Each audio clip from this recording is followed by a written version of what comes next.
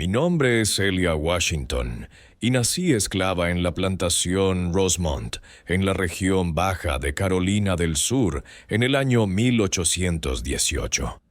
Aunque las circunstancias de mi nacimiento contenían misterios que no me serían revelados hasta que fuera lo suficientemente mayor para comprender el conocimiento peligroso que representaban, te cuento esta historia ahora porque estoy muriendo. Y conmigo morirán secretos que han moldeado las vidas de personas que nunca conocieron sus verdaderos orígenes. Secretos que transformaron el curso de dos linajes a través de un solo momento de coraje desesperado. En el verano de 1847 aprendí el arte de la partería de mi abuela, mamá Ruth, quien había asistido más partos de los que podía contar durante sus 60 años de esclavitud en plantaciones a lo largo de la costa de Carolina. Sus manos habían facilitado el paso del útero al mundo para niños que nacerían libres y niños que nacerían esclavos. Me había enseñado que el momento del nacimiento era el único momento en que todos los bebés eran iguales, cuando el color de piel y la posición social no significaban nada comparado con la lucha universal por tomar el primer aliento y gritar contra el impacto de la existencia. Cada bebé que llega a este mundo es un milagro, me decía mamá Ruth, mientras trabajábamos juntas en la cabaña que servía como nuestra sala de partos. Su voz, cargada con la sabiduría de alguien que había presenciado tanto la alegría de la nueva vida como el dolor de los niños nacidos en esclavitud. No importa si ese bebé va a crecer en la casa grande o en los cuartos de esclavos. Cuando abren los ojos por primera vez y toman su primer aliento, todos son hijos de Dios exactamente iguales. Es solo el mundo el que los hace diferentes después de eso. Mi propio hijo nació el 15 de julio de 1847, durante un verano marcado por el calor brutal de la región baja de Carolina del Sur, y la realidad aún más brutal de saber que mi hijo heredaría las mismas cadenas que me habían atado desde el momento de mi propio nacimiento. El padre era James Thornton, el hijo mayor del amo William Thornton, quien había usado su posición y mi impotencia para satisfacer apetitos que la sociedad civilizada fingía que no existían entre los hijos de familias respetables. El niño que salió de mi vientre era hermoso de la manera en que todos los recién nacidos son hermosos, pero su belleza estaba complicada por rasgos que revelaban su ascendencia mixta a cualquiera que tuviera el conocimiento para interpretar las señales. Su piel era lo suficientemente pálida como para pasar por blanca en la mayoría de las circunstancias, aunque un examen cuidadoso revelaba el sutil tono que podría traicionar su ascendencia africana ante observadores que sabían qué buscar. Su cabello era oscuro y fino, sin la aspereza que los blancos asociaban con la herencia africana, y sus rasgos faciales combinaban elementos de ambos linajes de una manera que creaba algo completamente nuevo y peligroso. Entendí, incluso mientras lo sostenía por primera vez, que la vida de mi hijo estaría moldeada por el accidente de su apariencia de maneras que podrían destruirlo o salvarlo, dependiendo de las elecciones que podría estar obligada a tomar en las horas y días siguientes a su nacimiento. Los niños de ascendencia mixta ocupaban una posición precaria en el sistema esclavista, a menudo enfrentando rechazo tanto de las comunidades negras como blancas, mientras eran valorados por los amos, que los veían como curiosidades exóticas o juguetes sexuales, en lugar de seres humanos merecedores de dignidad y protección. Pero esa misma noche de julio, mientras me recuperaba del parto que había traído a mi hijo al mundo, otro nacimiento estaba ocurriendo en la casa grande, donde la señora Margaret Thornton luchaba por dar a luz al niño que aseguraría el futuro de la familia Thornton y heredaría la riqueza que se había construido sobre las espaldas de personas esclavizadas como yo. El amo William me había convocado para asistir en este parto, a pesar de mi propio parto reciente, entendiendo que mi reputación como la partera más hábil de la plantación hacía mi presencia esencial independientemente de mis circunstancias personales. La ironía de la situación no se me escapó mientras caminaba desde los cuartos de esclavos hacia la casa principal. Mi propio recién nacido, dejado al cuidado de otras mujeres esclavizadas, mientras me preparaba para traer al mundo a un niño que crecería siendo dueño de personas como yo y mi hijo. La distancia entre las dos salas de parto era quizás de 100 yardas, pero representaba un abismo entre la libertad y la esclavitud que parecía imposible de cruzar por cualquier medio que no fuera el tipo de acción desesperada que podría costarme la vida si se descubriera. El parto de la señora Margaret fue difícil de maneras que me recordaban la igualdad fundamental que mamá Ruth me había enseñado a reconocer en todos los nacimientos, independientemente de las posiciones sociales que las madres y los niños ocuparían después del parto. El dolor no discriminaba entre señora y esclava, y la lucha por traer nueva vida al mundo requería el mismo coraje y resistencia de las mujeres blancas ricas que de las mujeres negras esclavizadas que no poseían nada más que su propia fuerza y determinación. El niño que finalmente salió del vientre de Margaret Thornton era tan pálido como mi propio hijo, pero carecía de la robusta salud que había caracterizado la entrada de mi bebé al mundo. El bebé Thornton era pequeño y débil. Su respiración era trabajosa y su color era pobre de maneras que sugerían que podría no sobrevivir los críticos primeros días de vida que determinaban si los recién nacidos prosperarían o se desvanecerían antes de poder establecerse en el mundo.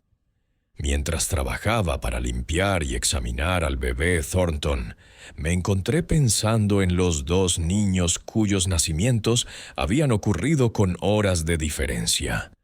Niños que compartían un padre, pero cuyas vidas seguirían caminos radicalmente diferentes, basados enteramente en las circunstancias de las posiciones sociales de sus madres.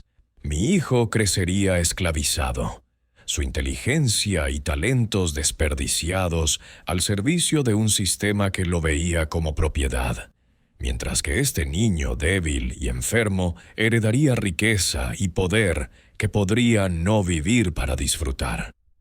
La idea que cambiaría ambas vidas vino a mí gradualmente mientras observaba las similitudes en su coloración y las diferencias en su aparente salud y vitalidad. Ambos bebés eran lo suficientemente claros de piel como para pasar por blancos.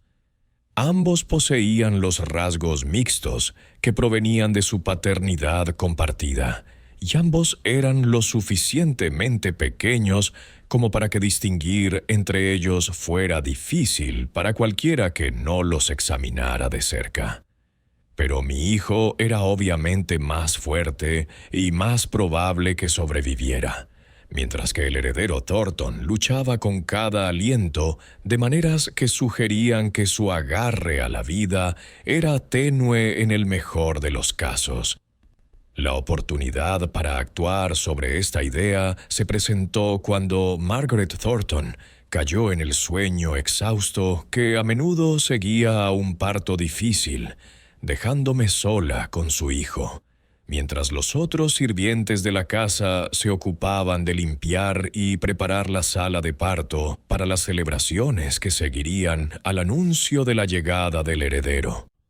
La casa principal estaba silenciosa, excepto por los sonidos de la actividad nocturna normal, y los cuartos de esclavos estaban igualmente tranquilos, mientras la plantación se asentaba en la rutina que gobernaba la vida después del anochecer. Tenía quizás una hora para tomar una decisión que determinaría el futuro de dos niños que habían nacido en circunstancias vastamente diferentes, pero que poseían el potencial para intercambiar esas circunstancias, si alguien tenía el coraje para hacer posible tal intercambio. Las complejidades morales de lo que estaba considerando eran abrumadoras.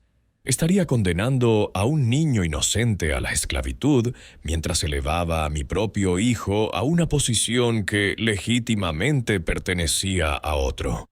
Pero también era profundamente consciente de que la pureza moral era un lujo que las personas esclavizadas raramente podían permitirse cuando la supervivencia de sus hijos estaba en juego.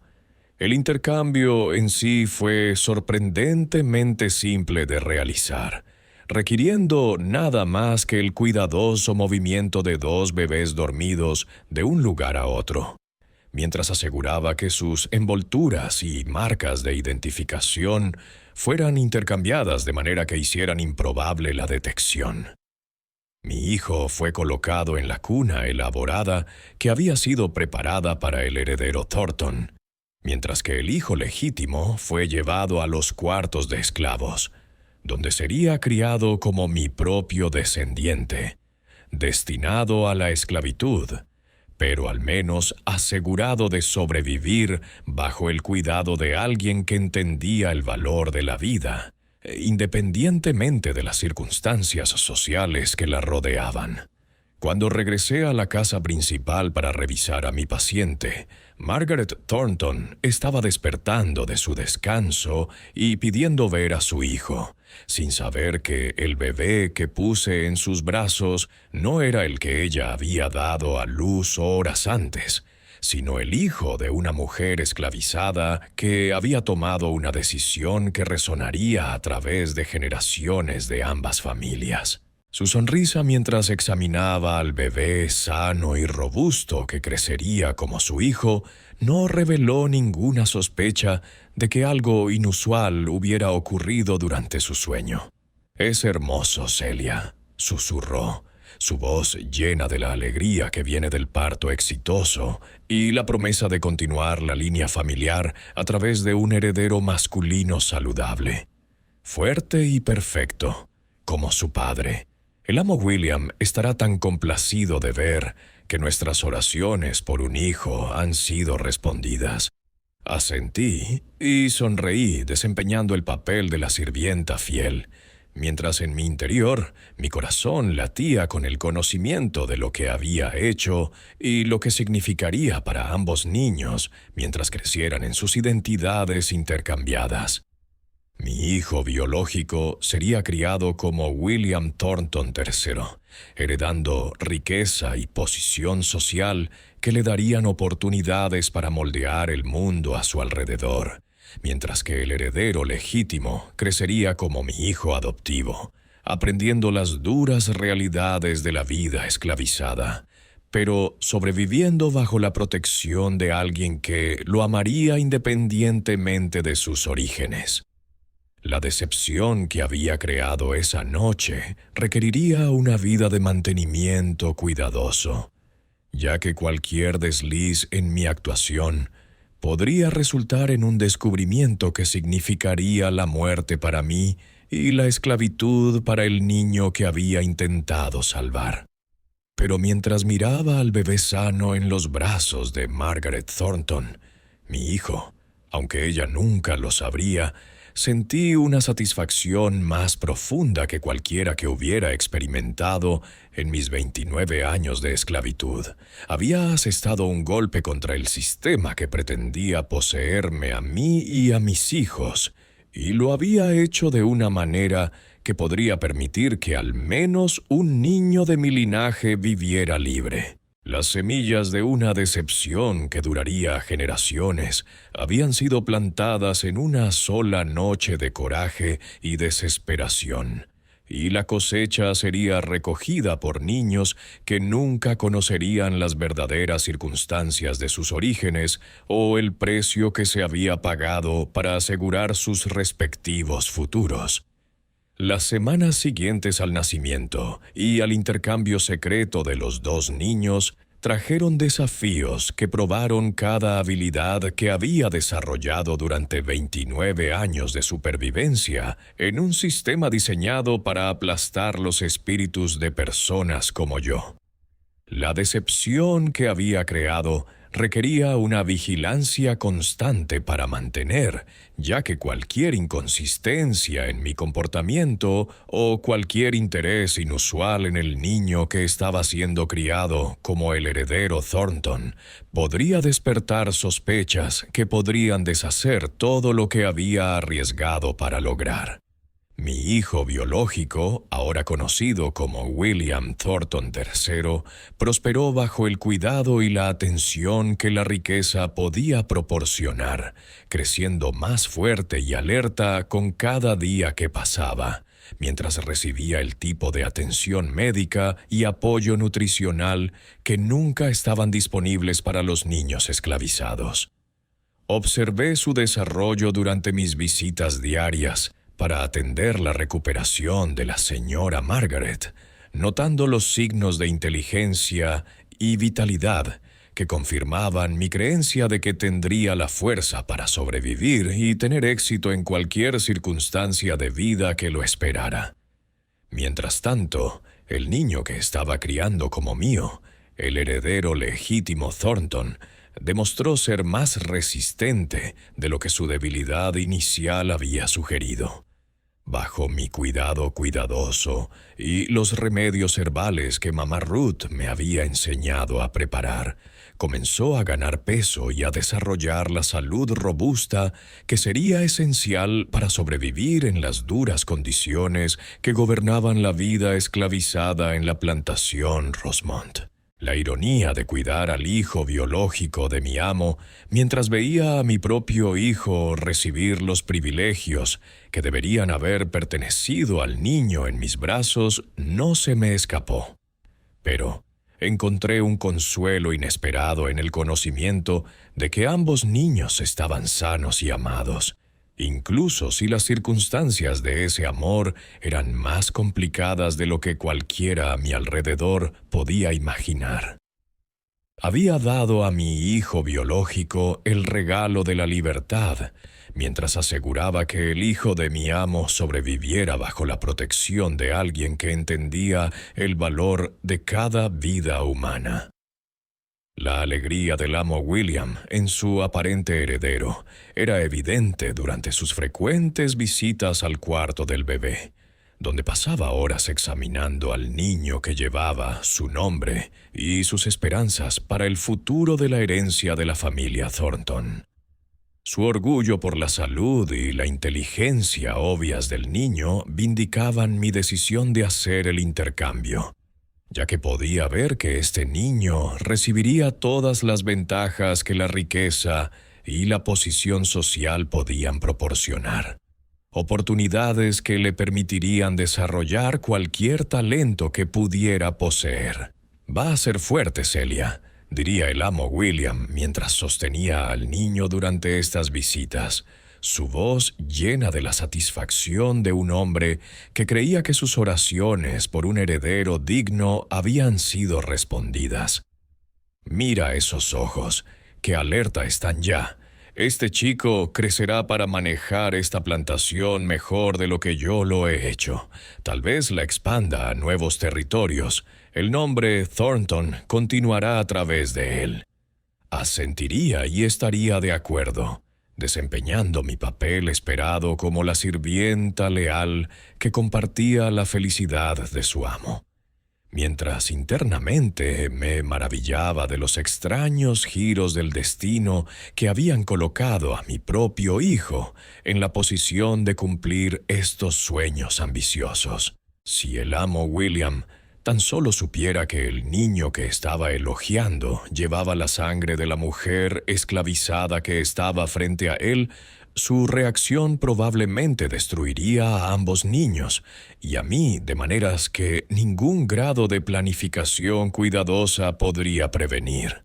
El desafío de mantener la decepción se complicaba por mi relación con James Thornton, el padre de ambos niños, quien había continuado su explotación sexual de mí a pesar de los nacimientos recientes, y quien seguía sin saber que su abuso casual había producido consecuencias que ahora moldeaban el futuro de su familia de maneras que nunca podría haber imaginado.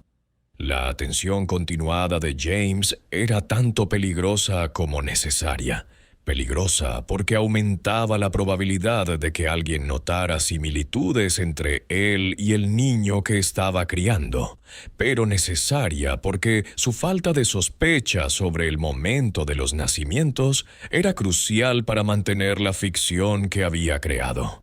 Tu chico parece tener algo de sangre blanca en él, Cilia, observó James durante una de sus visitas a mi cabaña, su comentario casual haciendo que mi corazón se acelerara incluso mientras forzaba mi expresión a permanecer neutral y sin sorpresa.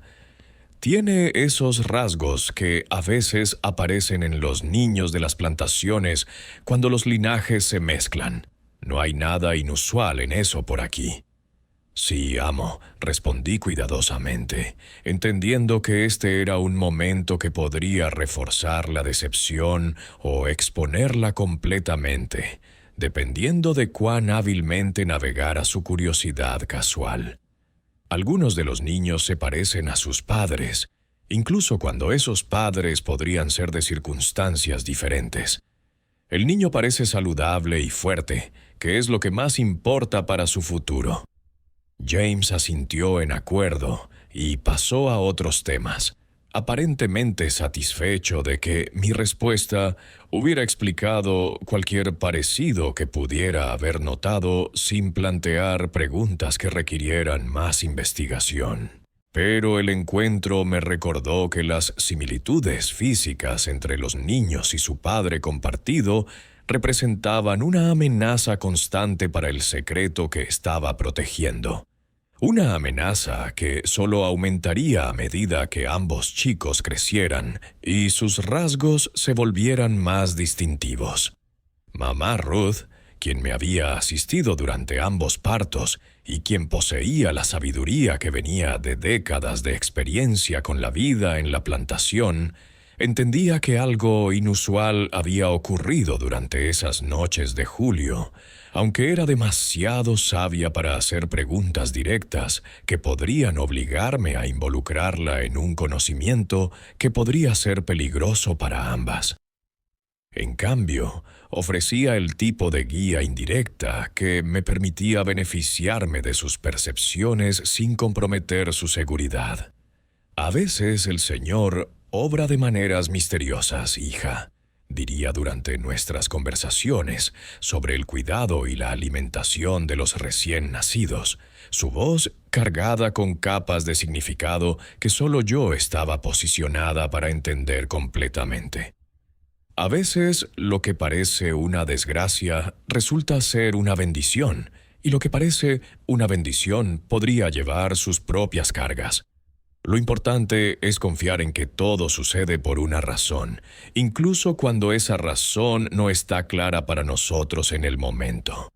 Su sabiduría ayudó a sostenerme durante los meses de ajuste que siguieron al nacimiento y al intercambio, mientras aprendía a vivir con la constante conciencia de que toda mi existencia se había convertido en una actuación diseñada para proteger secretos que podrían destruir múltiples vidas si alguna vez fueran expuestos. Cada interacción con la familia Thornton requería un cálculo cuidadoso para asegurar que mi comportamiento permaneciera consistente con sus expectativas de una esclava leal que no tenía ninguna agenda oculta más allá de servir sus intereses fielmente.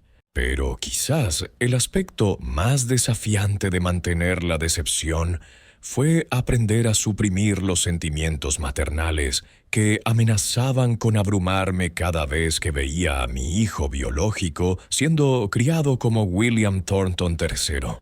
Ver a otra mujer nutrir al niño que había llevado en mi vientre, verlo responder a su voz y su toque mientras permanecía inconsciente de mi verdadera relación con él, creaba un dolor que era diferente, pero no menos intenso que el sufrimiento físico que había soportado durante su nacimiento.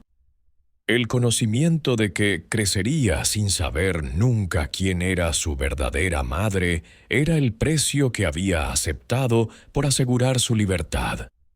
Pero aceptar ese precio intelectualmente no hacía que vivir con él emocionalmente fuera menos difícil.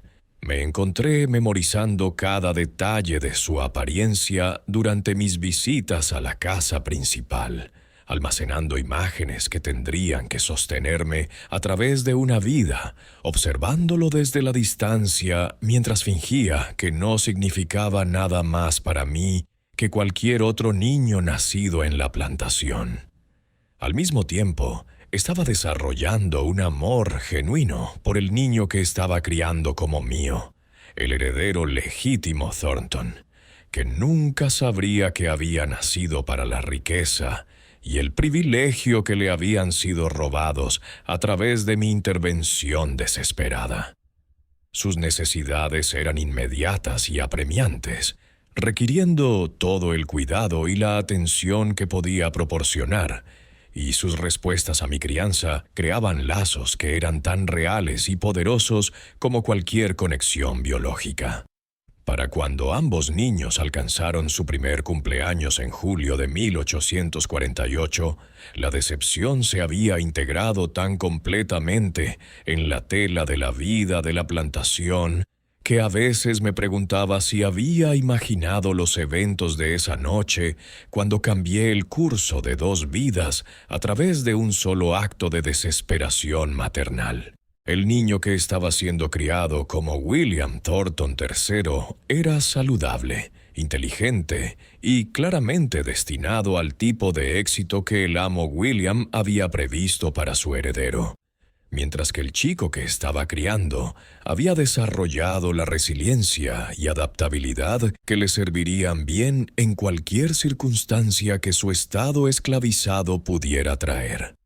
El primer año de vivir con mi secreto me había enseñado que la decepción, cuando servía a la causa del amor y la supervivencia, podía convertirse en una especie de verdad que se sostenía a sí misma a través de una atención cuidadosa y un compromiso inquebrantable. Había creado una ficción que protegía a dos niños de destinos que podrían haberlos destruido. Y había descubierto dentro de mí la fuerza para mantener esa ficción independientemente del costo personal que requiriera.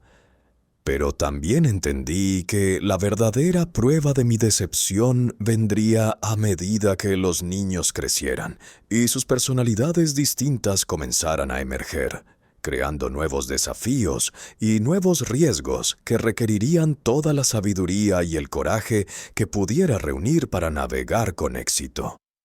La base que había establecido durante su primer año de vida necesitaría soportar una estructura que podría tener que perdurar durante décadas si ambos niños iban a alcanzar la adultez en circunstancias que preservaran sus respectivas formas de seguridad y libertad. El arte de vivir mentiras se había convertido en la base de mi existencia, y estaba descubriendo que tal arte, cuando se practicaba al servicio del amor, podía crear sus propias formas de belleza y verdad que trascendían los límites convencionales entre lo correcto y lo incorrecto. Para cuando ambos niños alcanzaron la edad de 5 años en el verano de 1852, las diferencias en sus circunstancias habían comenzado a crear el tipo de desafíos que había anticipado, pero esperado que podrían retrasarse más tiempo. El niño que estaba siendo criado como William Thornton III se había desarrollado en exactamente el tipo de heredero que el amo William había soñado. Inteligente, confiado y naturalmente dominante de maneras que parecían confirmar su supuesto linaje aristocrático. Mientras tanto, el chico que estaba criando había adaptado a la vida esclavizada con una resiliencia que me impresionaba y entristecía, aprendiendo a navegar las duras realidades de la esclavitud con habilidades que ningún niño debería haber necesitado desarrollar. Los parecidos físicos que habían hecho posible el intercambio original se estaban volviendo más pronunciados a medida que ambos chicos maduraban, creando situaciones donde su paternidad compartida se volvía cada vez más obvia para cualquiera que se tomara el tiempo de observarlos cuidadosamente. Los rasgos de James Thornton se reflejaban claramente en ambos niños, pero la distancia social entre la casa principal y los cuartos de esclavos significaba que las oportunidades para la comparación directa eran lo suficientemente limitadas como para evitar que la mayoría de las personas notaran las similitudes que podrían haber planteado preguntas peligrosas. El joven William, mi hijo biológico, viviendo en lujo, había comenzado a recibir el tipo de educación que se consideraba esencial para el heredero de una plantación importante, con tutores traídos desde Charleston para enseñarle lectura, escritura, matemáticas y las materias clásicas que lo prepararían para el eventual liderazgo de los intereses comerciales de la familia. Verlo absorber este conocimiento con la rápida inteligencia que esperaba que heredara me llenaba de orgullo que nunca podía expresar, mientras también me recordaba diariamente las oportunidades que se me habían negado a mí y a todos los demás esclavizados en la plantación. El chico que estaba criando, déjame llamarlo Samuel, el nombre que le di para distinguirlo de la identidad que podría haber reclamado, había comenzado a mostrar signos de la misma inteligencia que caracterizaba a su medio hermano. Pero las circunstancias de su vida significaban que tal inteligencia debía ser cuidadosamente escondida para evitar atraer el tipo de atención equivocada de los capataces que veían a los esclavos educados como amenazas potenciales para la disciplina de la plantación. Le enseñé a leer y escribir en secreto, usando métodos que mamá Ruth había desarrollado décadas antes para transmitir conocimientos prohibidos sin detección. Aprender es peligroso para nuestra gente, Samuel. Le expliqué durante una de nuestras lecciones clandestinas en mi cabaña después de que el trabajo del día terminara, manteniendo mi voz lo suficientemente baja para evitar ser escuchada por cualquiera que pudiera reportar tales actividades a los capataces. Pero la ignorancia es aún más peligrosa porque significa que no puedes entender el mundo a tu alrededor lo suficientemente bien como para sobrevivir en él. El conocimiento que te estoy dando debe permanecer oculto hasta que seas lo suficientemente mayor y fuerte para usarlo con seguridad. La capacidad de Samuel para aprender rápidamente me recordaba constantemente el trágico desperdicio que representaba la esclavitud, no solo en términos de sufrimiento humano, sino en términos de potencial perdido que podría haber contribuido a hacer del mundo un lugar mejor para todos. Ambos chicos poseían dones que deberían haber sido nutridos y desarrollados independientemente de las circunstancias de su nacimiento. Pero solo uno tendría la oportunidad de cumplir su potencial, mientras que el otro sería forzado a esconder sus talentos para evitar la persecución. La tensión psicológica de mantener mi decepción mientras veía ambos niños desarrollarse en individuos distintos, con sus propias necesidades y personalidades, comenzó a tomar un peaje que no había anticipado durante esos primeros meses, cuando la supervivencia parecía la única consideración que importaba. Cada logro del niño que estaba siendo criado como William Thornton III creaba un orgullo que no podía reconocer, mientras que cada dificultad soportada por Samuel generaba una culpa que no podía resolver a través de ninguna acción que no arriesgara a exponer la verdad sobre sus orígenes. La creciente participación del amo William en la educación de su supuesto heredero me proporcionaba más oportunidades para observar a mi hijo biológico, pero también aumentaba el riesgo de que mis sentimientos maternales se hicieran evidentes para las personas entrenadas para notar comportamientos inusuales entre la población esclavizada. El desafío de mostrar un interés apropiado, pero no excesivo, en el progreso del joven William requería un delicado acto de equilibrio que se volvía más difícil a medida que desarrollaba el tipo de personalidad atractiva que naturalmente atraía atención y afecto. «Ese chico va a ser algo especial, Cilia», confió el amo William durante una de nuestras conversaciones sobre asuntos domésticos, su voz cargada con la satisfacción de alguien que creía que el futuro de su familia estaba asegurado. «Ayer su tutor me dijo que William ya está leyendo a un nivel que la mayoría de los niños no alcanzan hasta que son varios años mayores, y sus preguntas quiere entender todo sobre cómo funciona la plantación, sobre el lado comercial de la agricultura, sobre las responsabilidades que heredará algún día». Asentí y sonreí apropiadamente, pero en mi interior mi corazón se rompía con el conocimiento de que el niño que estaba elogiando había heredado su inteligencia de mí y de antepasados que nunca habían tenido la oportunidad de desarrollar sus dones porque habían sido reducidos a propiedad en lugar de reconocidos como seres humanos, merecedores de educación y oportunidad. Mi hijo estaba cumpliendo su potencial, pero lo estaba haciendo bajo una identidad que negaba su verdadera herencia y los sacrificios que habían hecho posible su éxito.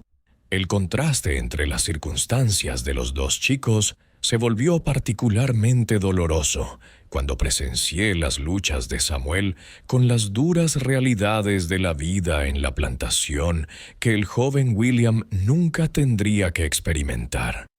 A los 5 años, ya se esperaba que Samuel realizara tareas que contribuyeran a la productividad de la plantación, pasando sus días en los campos, aprendiendo las habilidades que definirían su existencia mientras permaneciera esclavizado. Su inteligencia lo hacía curioso sobre el mundo más allá de la plantación Rosemont, pero satisfacer esa curiosidad habría sido peligroso de maneras que podrían resultar en castigos o peores consecuencias.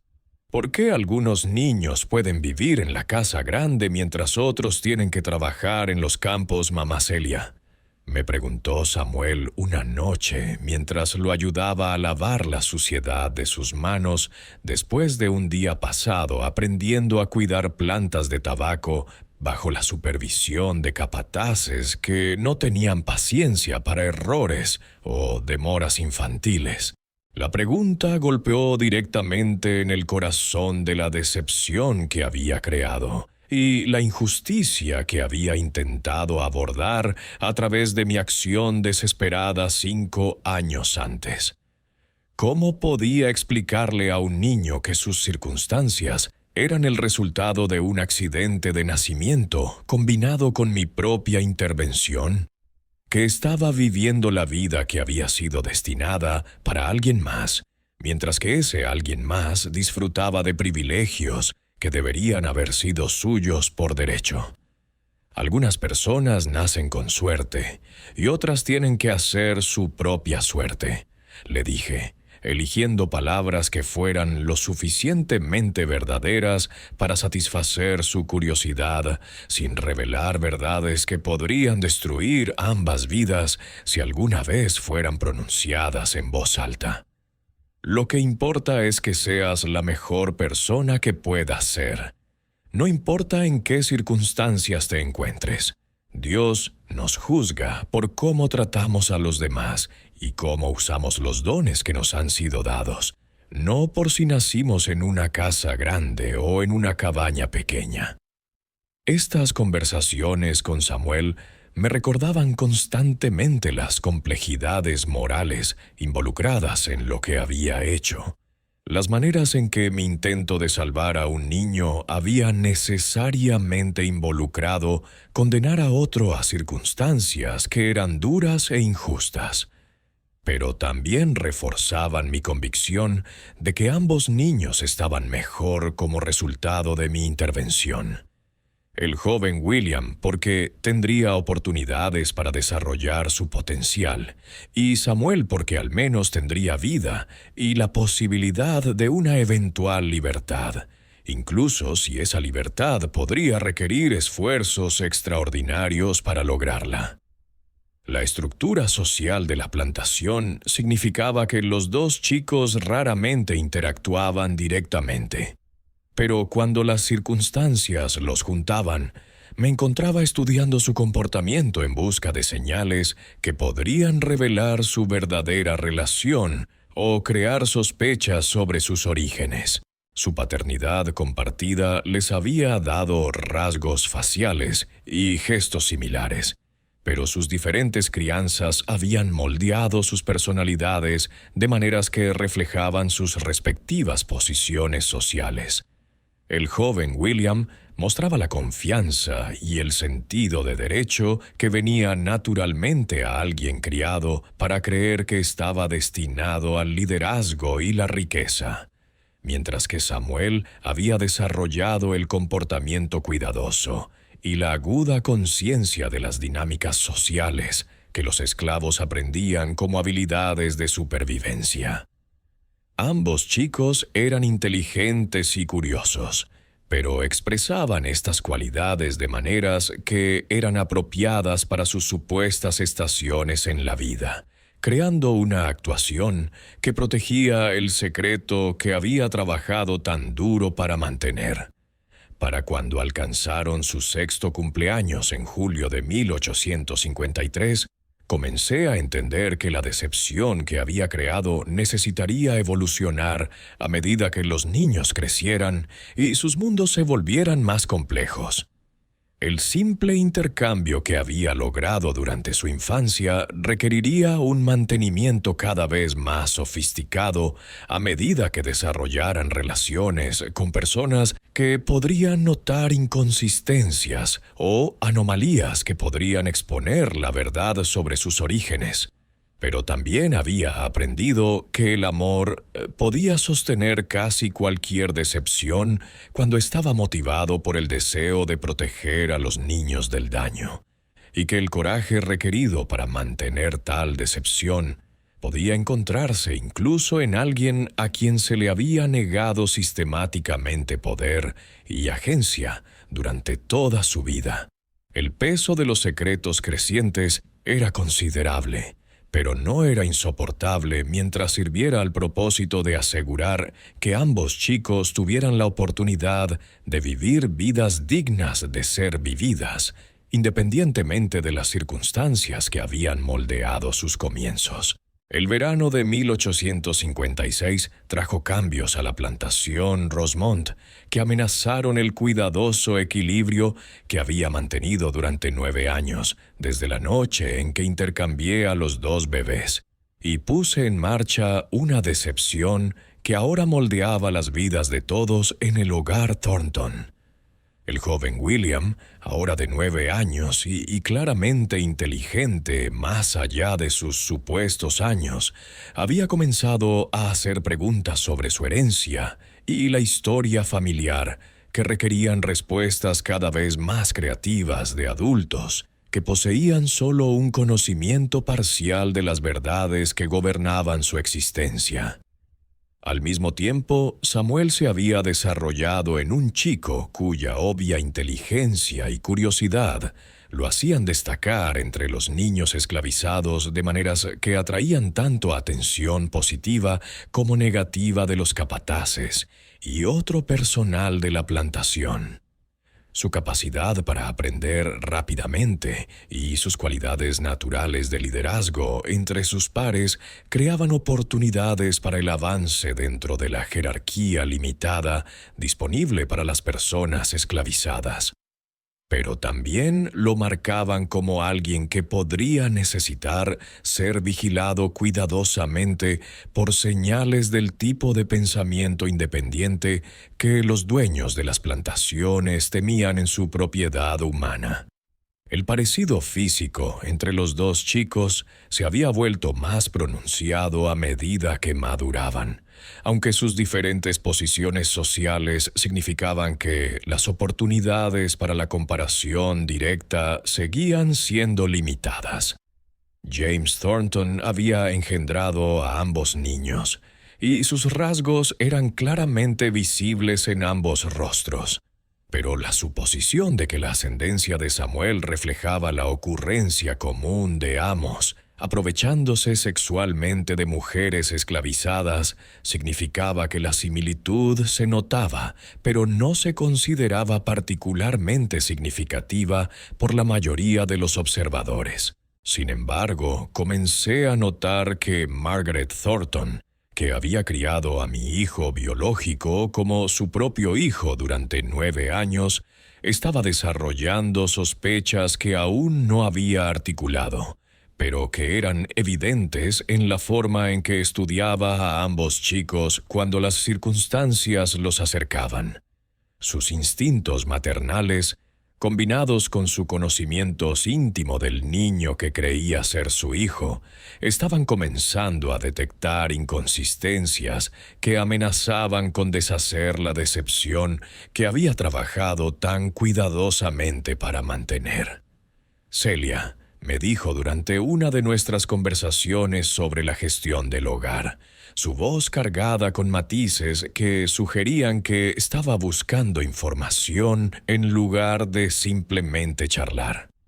He estado pensando en el nacimiento de William, en esa noche difícil cuando asististe en su parto.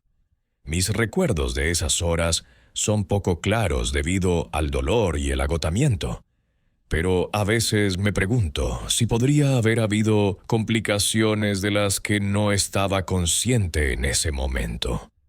La pregunta me provocó escalofríos porque sugería que Margaret estaba comenzando a sospechar que algo inusual había ocurrido durante el nacimiento de su hijo, aunque aún no había enfocado sus sospechas en la verdad específica que podría destruirnos a todos.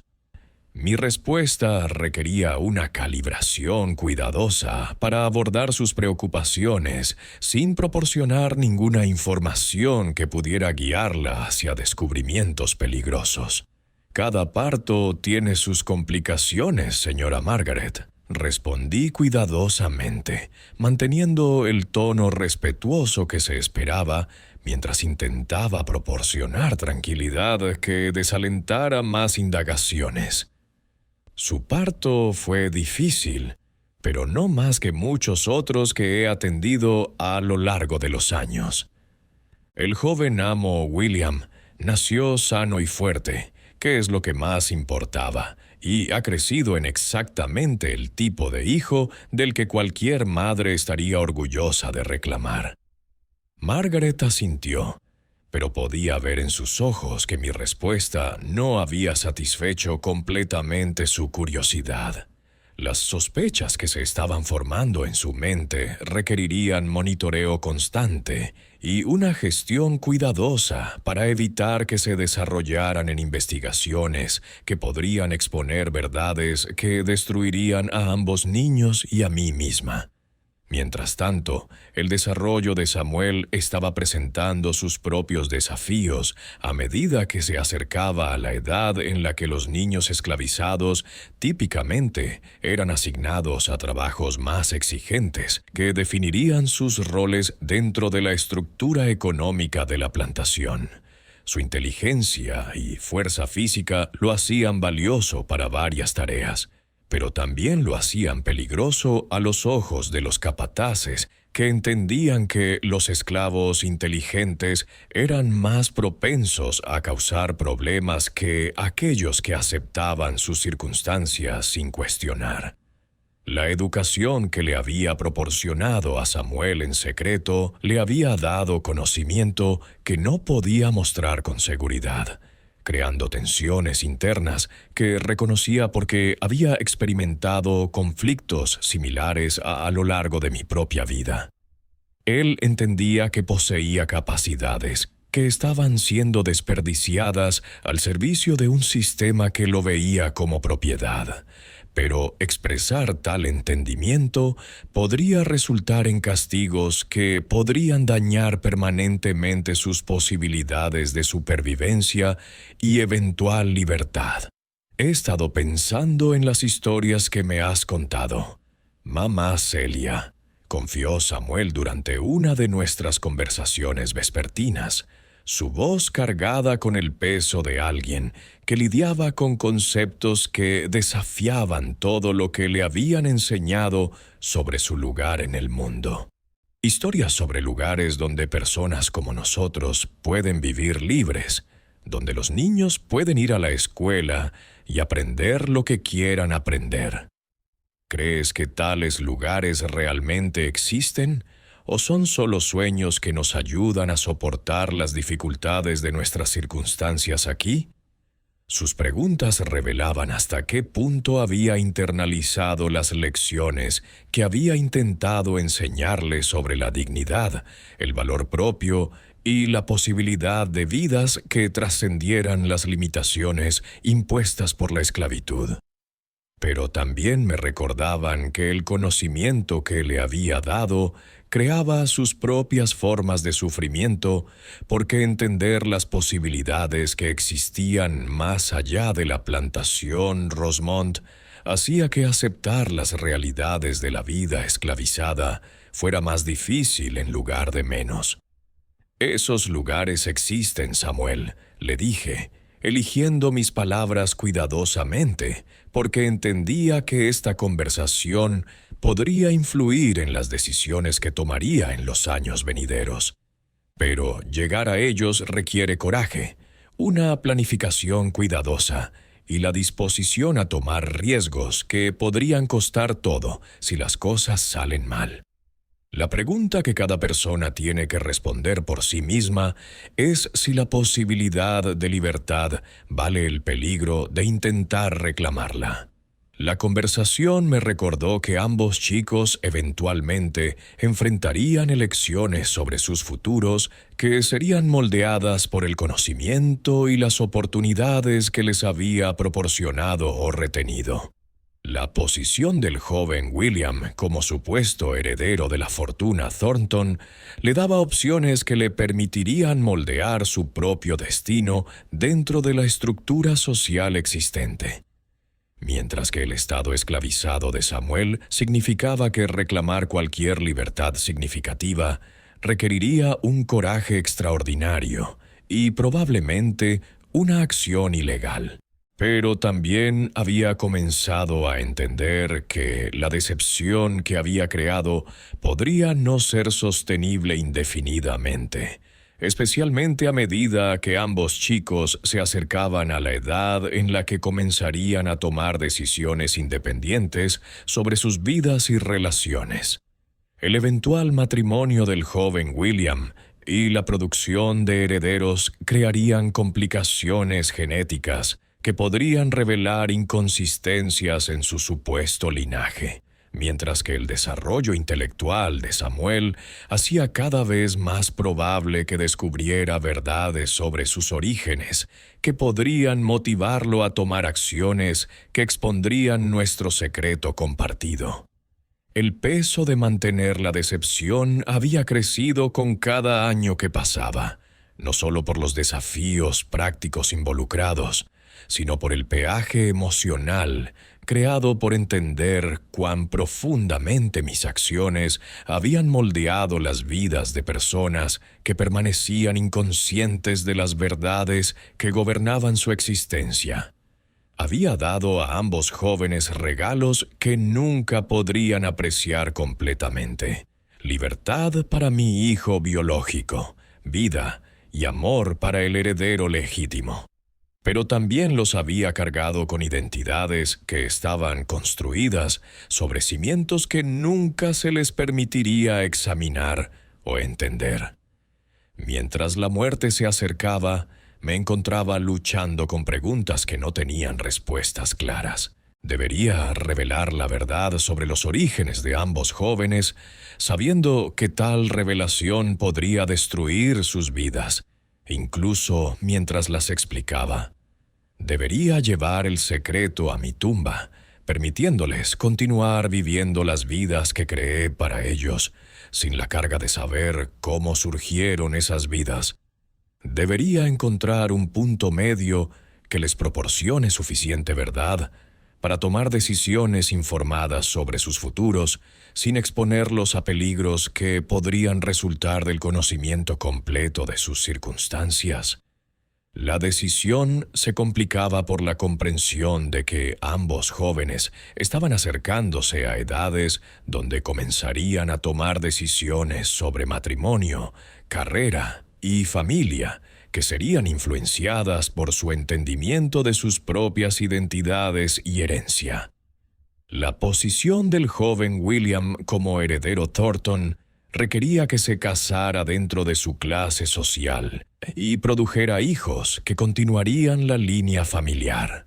Pero esos hijos llevarían una herencia genética que incluye ascendencia africana que sus padres nunca sospecharían. La inteligencia y capacidades de Samuel lo hacían un candidato para intentos de escape que podrían llevar a la libertad. Pero esos intentos estarían motivados por su entendimiento de sí mismo como una persona esclavizada, en lugar de como alguien que nació para la riqueza y el privilegio que le fue robado a través de mi intervención.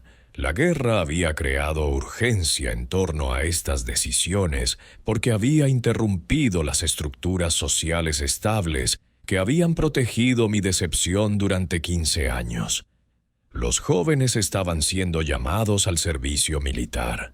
Las personas esclavizadas estaban huyendo hacia las líneas de la Unión en números sin precedentes, y toda la base de la sociedad sureña estaba siendo desafiada de maneras que hacían que las certezas previas ya no fueran confiables. El cuidadoso equilibrio que había mantenido entre la verdad y la ficción podría no sobrevivir al caos que nos rodeaba, lo que significa que debía actuar pronto para asegurar los mejores resultados posibles para ambos jóvenes.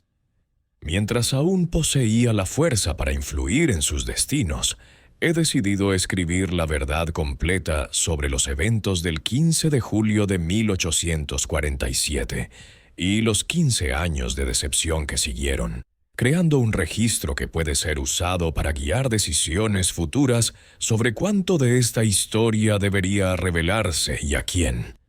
El documento que estoy preparando será sellado y escondido donde pueda ser encontrado por alguien que posea la sabiduría y el coraje para determinar si la verdad que contiene ayudaría o dañaría a las personas cuyas vidas explica.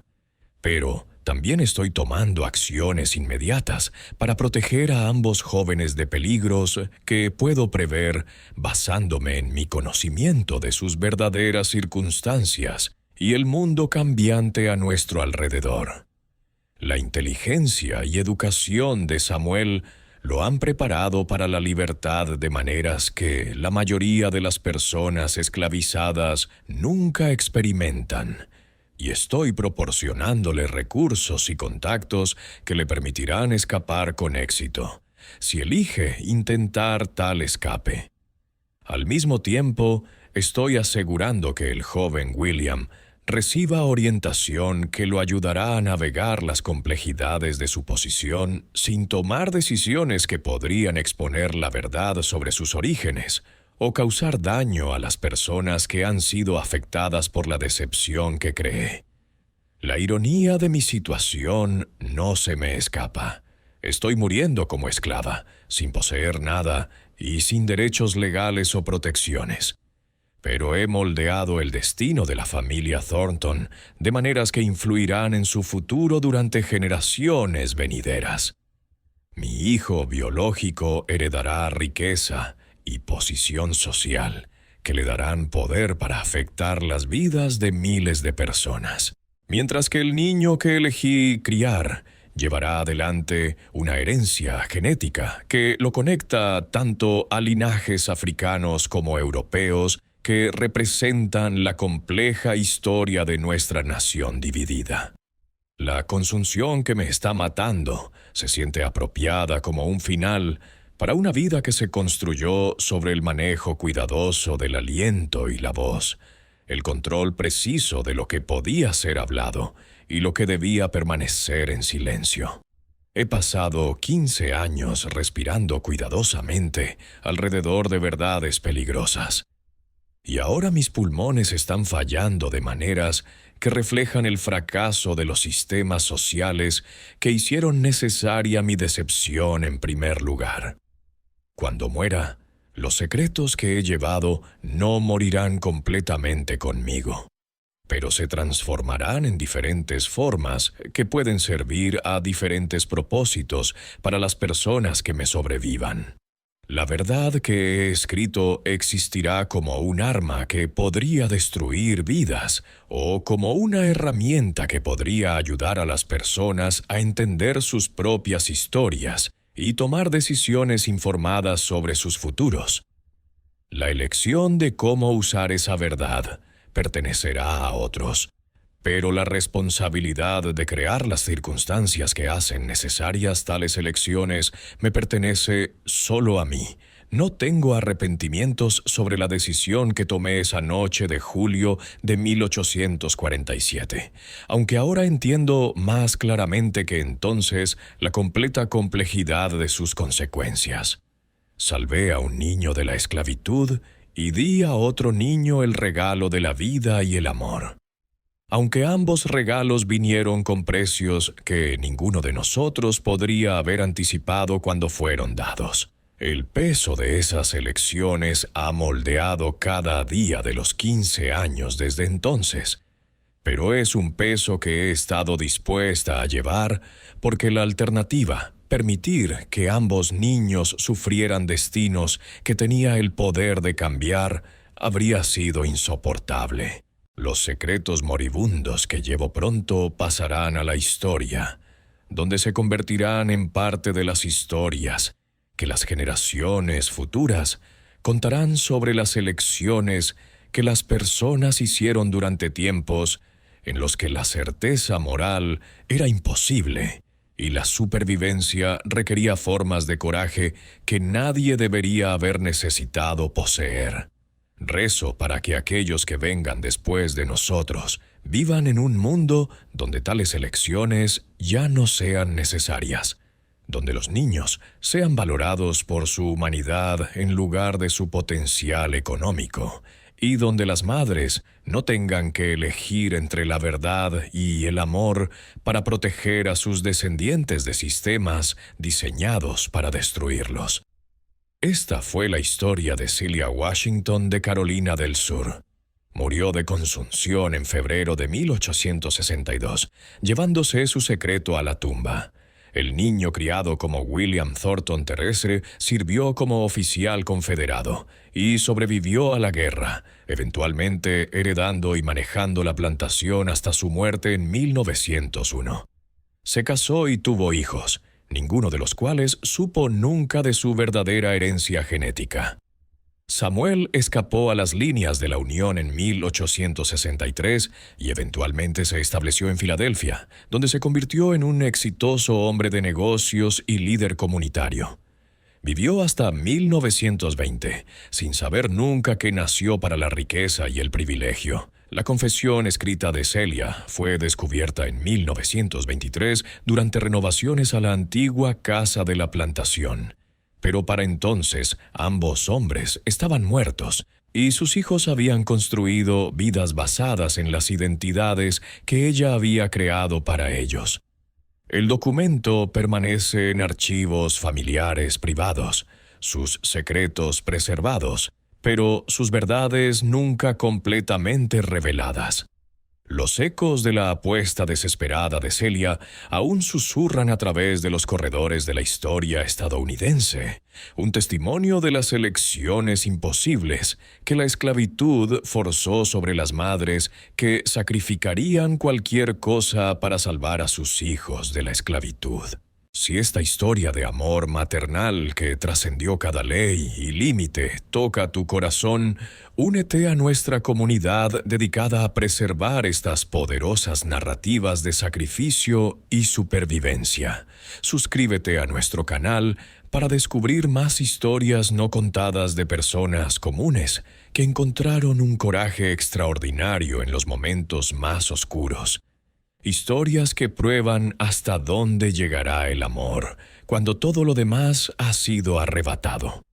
Tu apoyo asegura que estas voces de devoción desafiante continúen inspirando a aquellos que entienden que a veces los mayores actos de amor requieren las decepciones más profundas y que la verdad no siempre es más importante que las vidas que podría destruir.